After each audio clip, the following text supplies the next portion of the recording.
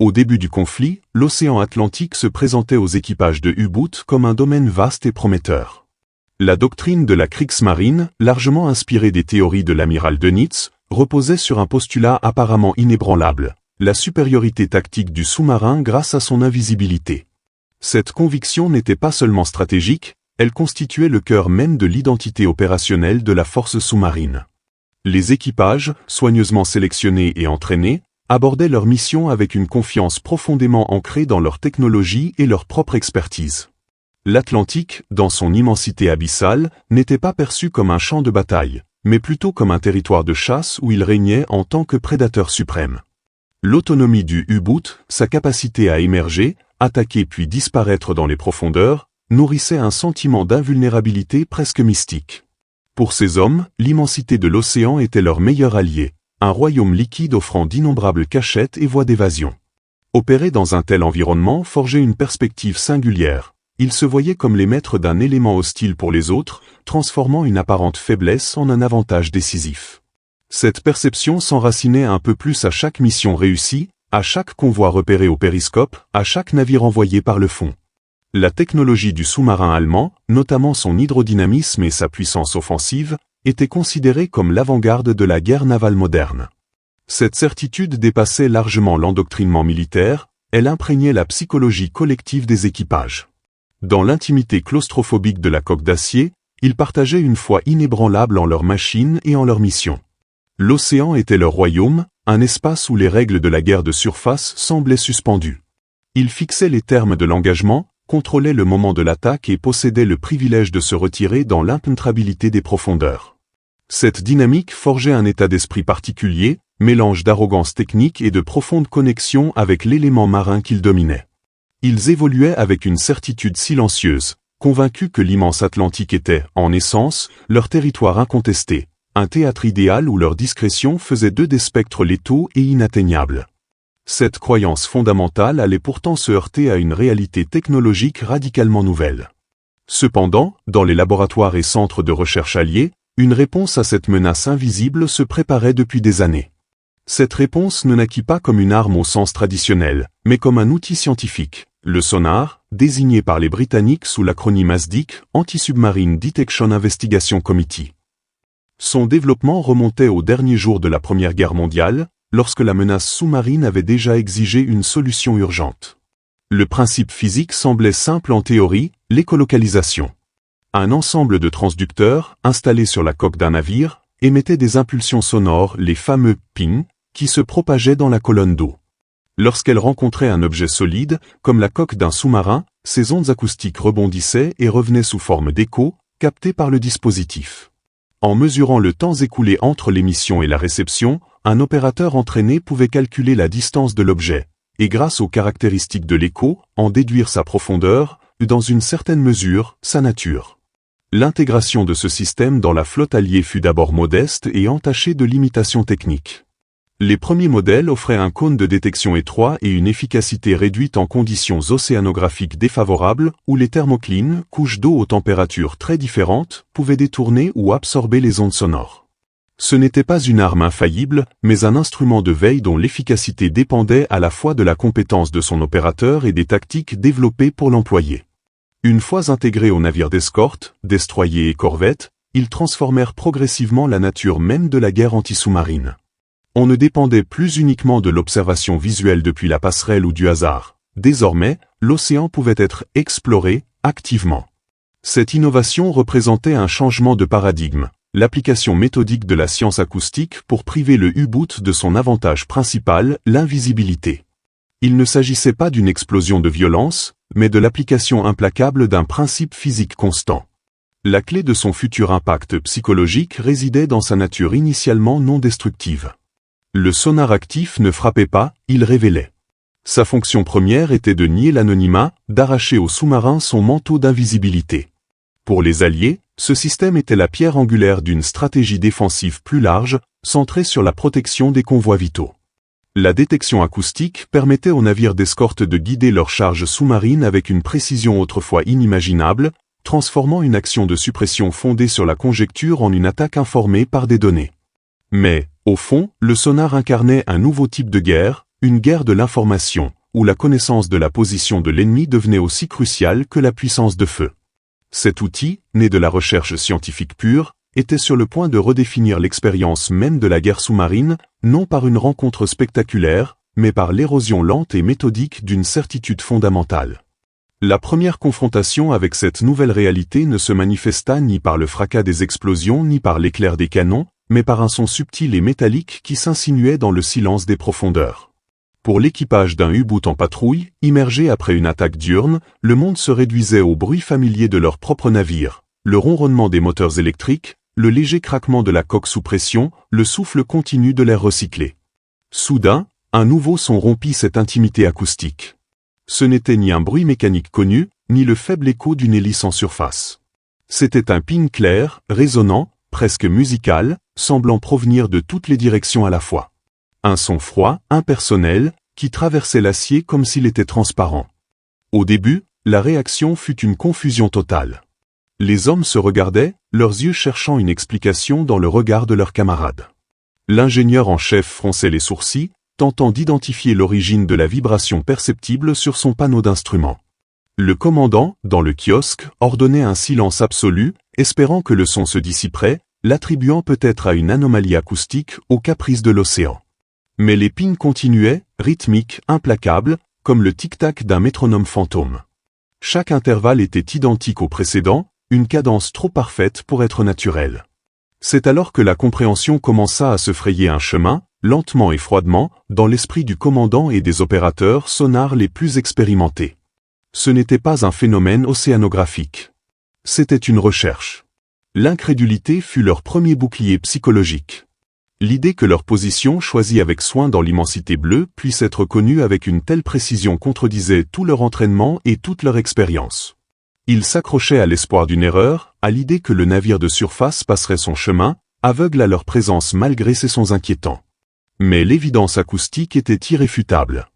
L'intervalle entre le ping et son écho, presque imperceptible pour une oreille non entraînée, se raccourcissait de manière constante.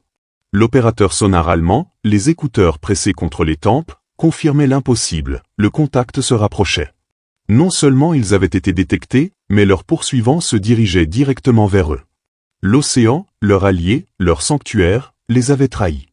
L'invisibilité, le pilier de leur existence tactique, venait de s'évanouir. À l'intérieur du sous-marin, l'atmosphère se transforma radicalement. La tension, jusque-là familière mais gérable, devint palpable, dense comme l'eau qui les entourait. Les murmures cessèrent. Les mouvements se firent mesurés, silencieux. Tous les regards se tournaient vers le commandant, dont le visage, éclairé seulement par les faibles lueurs des instruments, reflétait une concentration farouche. L'équipage était témoin du moment précis où son chef, incarnation de leur confiance collective, se retrouvait confronté à une équation tactique dépourvue de solution dans leur manuel. Les ordres furent murmurés, profondeur maximale. Silence radio total. Tous systèmes non essentiels, arrêt. Le U-boot devenait une tombe d'acier suspendue dans l'obscurité, contenant la respiration collective de ces 50 hommes. Le son du sonar actif était ce qu'il y avait de plus déstabilisant. Contrairement au grondement d'hélice, révélateur de position et de mouvement, le ping était une pure interrogation. Une voix sans émotion répétant « Es-tu là ?» encore et encore. Et l'écho renvoyait la réponse qu'il s'efforçait désespérément de cacher. Ce dialogue acoustique unilatéral transformait la perception de l'espace. L'immensité de l'océan se réduisait brutalement aux limites de leur capsule métallique, chaque ping resserrant un peu plus les murs d'une cellule liquide invisible. Cette première expérience de détection fut un point de basculement dont nul ne reviendrait. À partir de ce moment, la guerre sous-marine entra dans une nouvelle phase, marquée par un processus d'adaptation tactique et une érosion psychologique continue. Les commandants de U-boot, formés à une doctrine offensive et agressive, furent contraints de réagir. Leurs rapports, d'abord incrédules, commencèrent à décrire le phénomène avec une inquiétude croissante. La réponse immédiate, instinctive, fut de descendre. Si l'ennemi pouvait voir, dans la pénombre, la logique dictait de se glisser vers une obscurité plus profonde. Les manuels furent réécrits à la hâte, augmentant les profondeurs maximales recommandées, poussant les coques et les équipages à des limites pour lesquelles ils n'avaient pas toujours été conçus. La coque grinçait sous une pression colossale, rappel physique de la pression tactique étouffante qui pesait désormais sur eux. Cette fuite vers les abysses s'accompagnait d'un nouveau rituel, le silence. Là où régnait auparavant un bourdonnement d'activité, s'imposait désormais un mutisme presque absolu durant les phases d'évasion. Les ventilateurs étaient arrêtés, tout mouvement non essentiel prohibé, les communications réduites à des gestes. L'équipage devenait une entité unique retenant son souffle à l'écoute du moindre bruit extérieur. Ce silence auto-imposé, cependant, amplifiait jusqu'à l'insupportable la perception des sons du dehors. Chaque ping devenait un marteau sur leur tympan, chaque hélice lointaine une menace potentielle. La psychologie du chasseur s'inversait, désormais, c'étaient eux qui écoutaient, terrifiés, les pas du prédateur. L'océan, autrefois synonyme de liberté de manœuvre, devenait un labyrinthe sonore où chaque écho pouvait être un piège. Parallèlement, la tactique des attaques nocturnes en surface fut exploitée au maximum. La surface de la mer, autrefois espace de vulnérabilité, redevenait un refuge temporaire. Dans l'obscurité, le périscope était inutile et le radar allié encore balbutiant, mais le U-boot retrouvait sa mobilité et sa capacité de surprise. Ces phases en surface étaient vécues avec un mélange d'allègement et d'angoisse. L'air frais était un privilège rare, mais la silhouette du sous-marin contre l'horizon le rendait dangereusement visible au lever du jour. Ces opérations exigeaient une précision extrême et une plongée calculée au millimètre avant la première lueur. Cette oscillation constante entre deux états tactiques, furtivité en surface et dissimulation silencieuse en profondeur, instaurait un rythme épuisant.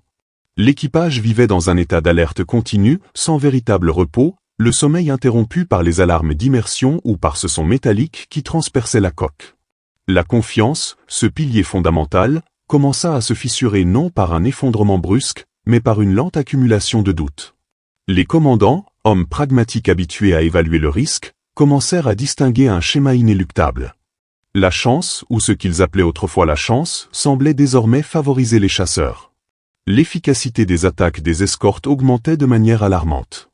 Les charges sous-marines n'explosaient plus en motifs larges et dissuasifs, mais avec une précision inquiétante, éclatant bâbord et tribord avec une synchronisation révélant une connaissance exacte de leur position. L'évasion devenait un ballet de survie, un jeu de hasard où les dés semblaient piper. La foi inébranlable dans la technologie allemande se voyait ébranlée par la preuve d'une innovation ennemie plus subtile, peut-être, plus profonde. Il ne s'agissait pas d'une arme plus puissante, mais d'un système qui dépouillait leur propre technologie de sa qualité essentielle. Cette tension psychologique s'infiltrait dans la dynamique de l'équipage. La camaraderie, forgée dans l'adversité, se voyait mise à rude épreuve par la pression constante. L'autorité du commandant, autrefois incontestable, était désormais observée avec une anxiété silencieuse. Aurait-il la bonne réponse à chaque manœuvre? Le doute, un virus plus dangereux encore que la peur, commençait à se propager. La mer n'était plus la même. Chaque plongée devenait une incursion dans un territoire hostile et intelligent, où l'avantage avait changé de camp de la manière la plus silencieuse et la plus humiliante qui soit. Cette adaptation forcée reconfigura complètement la relation psychologique des équipages à l'élément marin. L'Atlantique, jadis un royaume de possibilités tactiques et de liberté opérative, subit une métamorphose profonde dans leur perception. L'immensité qui autrefois promettait l'anonymat se ressentait désormais comme une vaste étendue pouvant dissimuler d'innombrables chasseurs. Chaque masse d'eau, chaque thermocline, chaque courant sous-marin fut réévalué non comme une simple caractéristique géographique, mais comme un facteur de risque acoustique. L'océan se transforma en une architecture complexe d'échos et de silence, un labyrinthe où leurs sous-marins n'étaient plus que la seule proie. La profondeur, autrefois synonyme de sécurité, se vivait désormais avec une claustrophobie aiguë. La coque, soumise à des pressions pour lesquelles elle n'avait pas été conçue, gémissait et se plaignait, chaque grincement métallique rappelant leur vulnérabilité physique et la masse d'eau qui les écrasait implacablement depuis l'extérieur. Le monde extérieur se réduisait à ce qu'ils pouvaient entendre à travers la mince coque, un univers de sons potentiellement mortels. La paranoïa s'installa comme un résident permanent dans les compartiments. Le moindre bruit anormal, un outil déplacé par inadvertance, le craquement d'une latte de bois, la toux réprimée d'un matelot déclenchait des regards de reproche et une anxiété immédiate. L'équipage développa une hypervigilance auditive collective, une sorte d'oreille absolue du danger. Les tours d'écoute aux hydrophones devinrent les plus critiques et les plus épuisants mentalement. L'opérateur, isolé avec ses écouteurs, devenait le guetteur de la survie de tous, son visage reflétant les menaces que lui seul percevait en premier. L'attente était devenue la nouvelle constante. Attendre que le convoi passe. Attendre que le chasseur se lasse. Attendre dans l'obscurité silencieuse, écoutant battre son propre cœur, qui semblait s'accélérer à chaque ping lointain traversant les milles d'eau. L'anxiété n'était plus un pic d'adrénaline au moment de l'attaque, elle devenait un état permanent, un bourdonnement de basse fréquence tissant chaque moment de la patrouille, du repas partagé au sommeil agité. L'océan était devenu transparent pour l'ennemi, et cette transparence les enfermait dans une urne d'acier dont il était impossible de s'échapper. Ce changement de perception ne se limitait pas au temps d'immersion.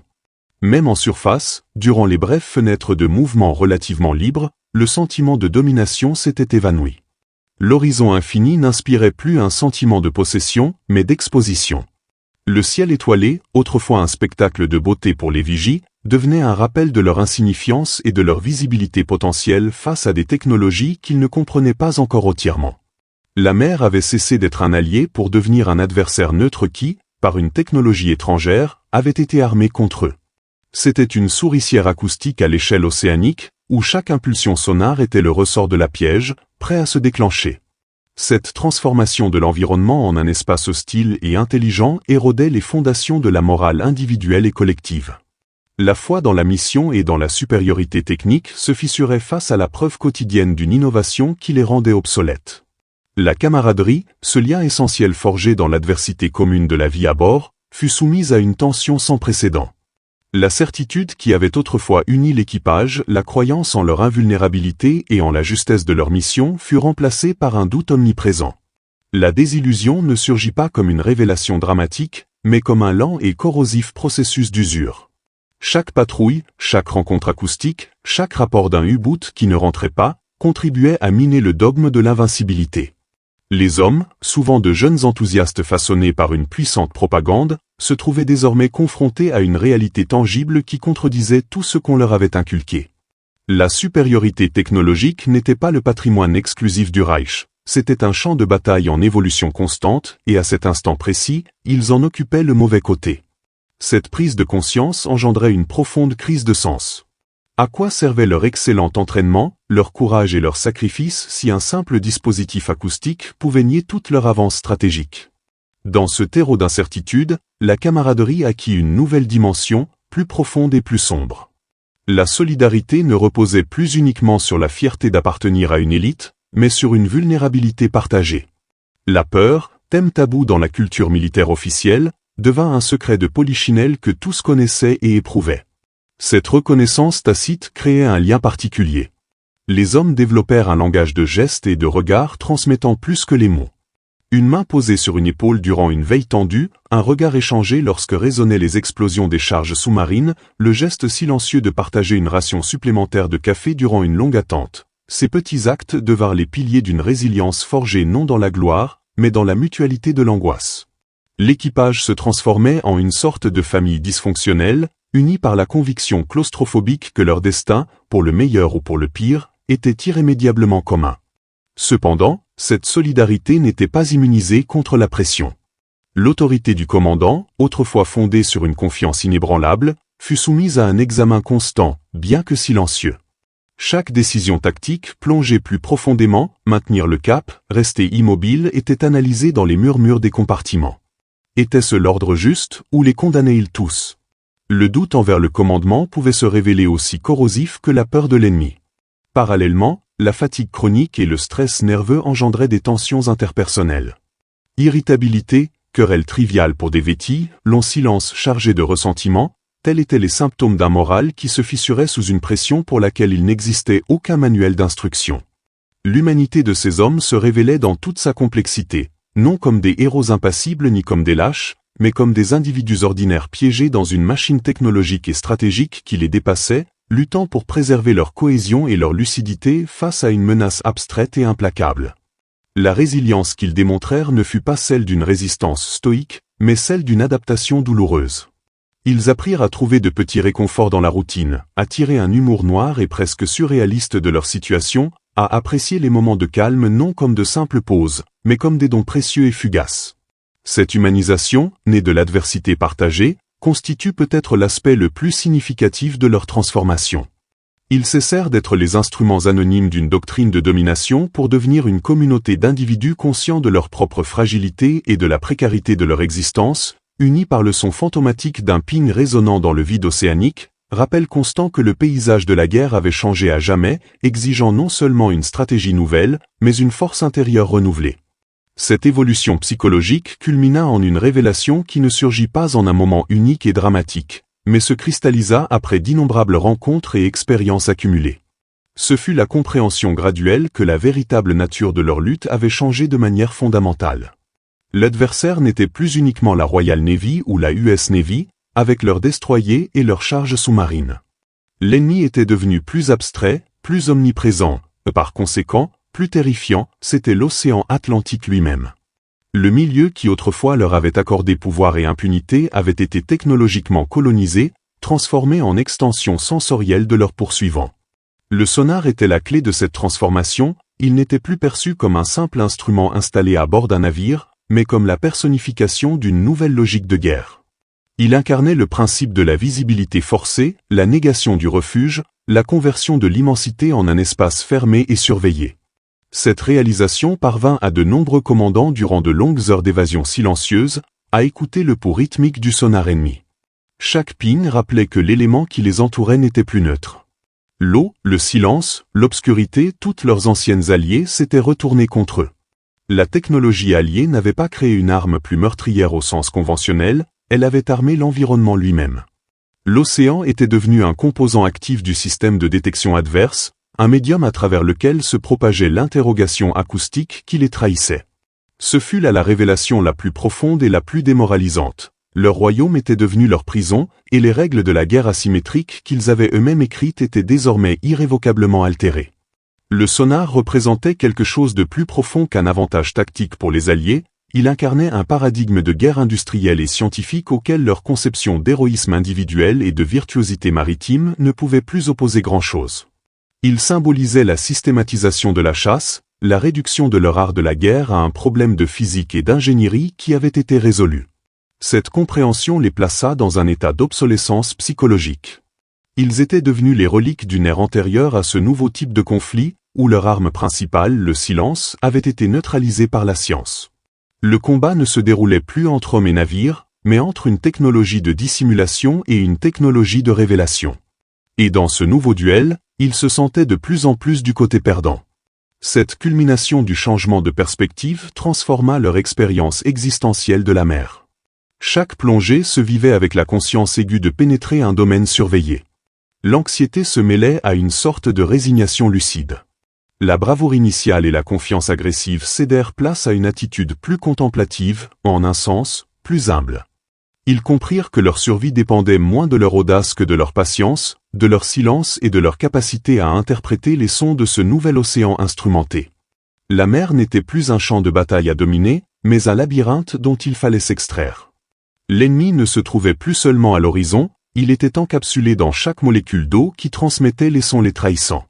Cette acceptation ne fut pas une défaite, mais un réalignement brutal et nécessaire de leur compréhension de la guerre moderne, une leçon sur le pouvoir de l'innovation scientifique à redéfinir entièrement les termes du conflit humain, transformant des maîtres présumés en proie consciente dans l'immensité insondable.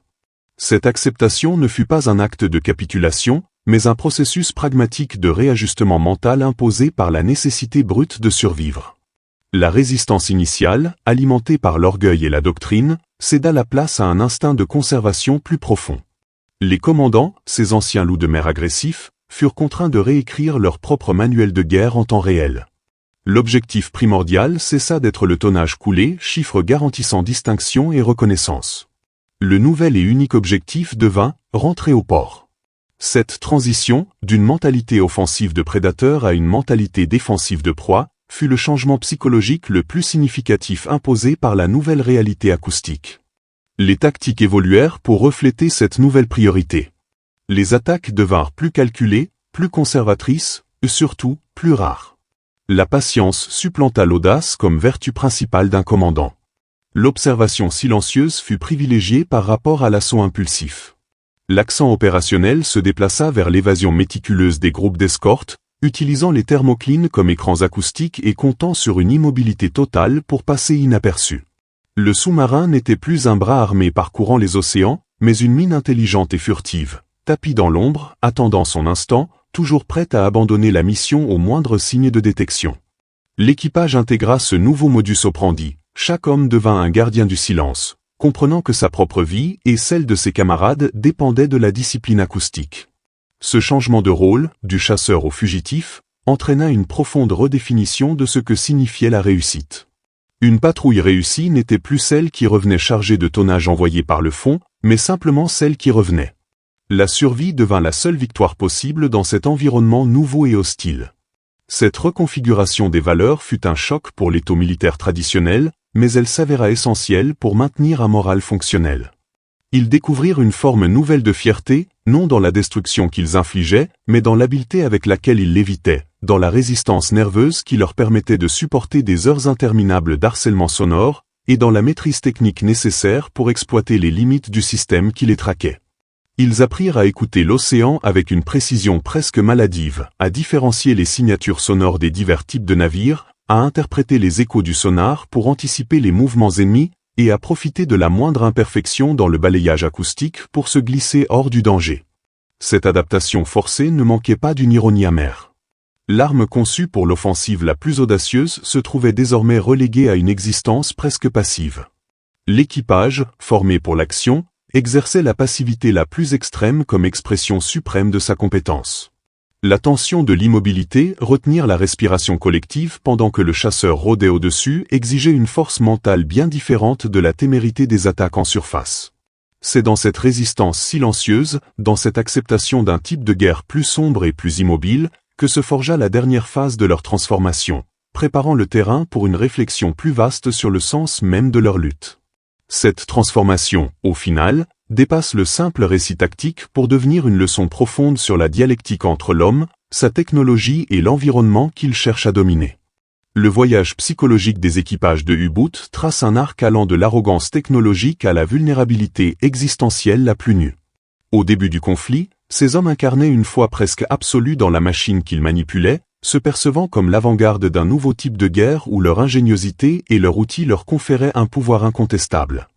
Le sous-marin était plus qu'une arme, c'était un symbole de puissance, une extension de leur volonté qui transformait l'immensité océanique en un terrain de chasse personnel. Cette confiance constituait l'ossature de leur identité et de leur efficacité. L'introduction du sonar allié ne fit pas que briser cette dynamique opératoire, elle déclencha une crise de sens beaucoup plus profonde. L'innovation scientifique, appliquée avec une persistance méthodique, redéfinissait complètement l'expérience humaine de la guerre sous-marine. Ce ne fut pas un choc frontal entre forces égales, mais l'application implacable d'un principe physique qui éroda les fondements de leur supériorité. Le sonar représentait un nouveau paradigme, la guerre de l'information, où la connaissance de la position de l'ennemi devenait une arme plus décisive que la puissance de feu. Ce changement transforma un symbole de puissance, le U-Boot furtif, en un emblème d'obsolescence. La leçon fut brutale, aucune supériorité technologique n'est permanente, et l'arrogance qu'elle engendre est souvent le prélude à la vulnérabilité. L'héritage de cette confrontation silencieuse réside dans son exploration des limites du contrôle humain sur son environnement.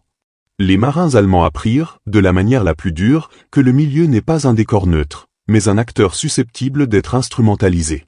L'océan, apparemment immuable, fut transformé par la technologie ennemie en une extension du champ de bataille, en un capteur gigantesque qui annihilait leur avantage primordial. Cette expérience préfigure des dilemmes modernes liés à la surveillance omniprésente et à la manière dont la technologie redéfinit notre rapport à l'espace, qu'il soit physique ou numérique.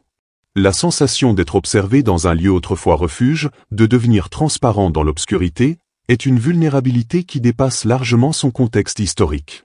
Psychologiquement, la transformation les mena d'une identité collective fondée sur la supériorité et la destinée manifeste vers une conscience aiguë de la fragilité individuelle et partagée. L'équipage cessa d'être un groupe de prédateurs invincibles pour devenir une communauté d'hommes cramponnés à la vie, dont l'exploit n'était plus la conquête, mais la survie. Ce processus d'humanisation est sans doute l'aspect le plus durable de leur histoire. Loin de toute glorification belliciste, leur expérience révèle la résilience humaine face à des forces technologiques et stratégiques échappant totalement au contrôle de l'individu. Leur valeur ne se mesurait plus en navires coulés, mais en la capacité de préserver la lucidité et la solidarité sous une pression psychologique constante et invisible.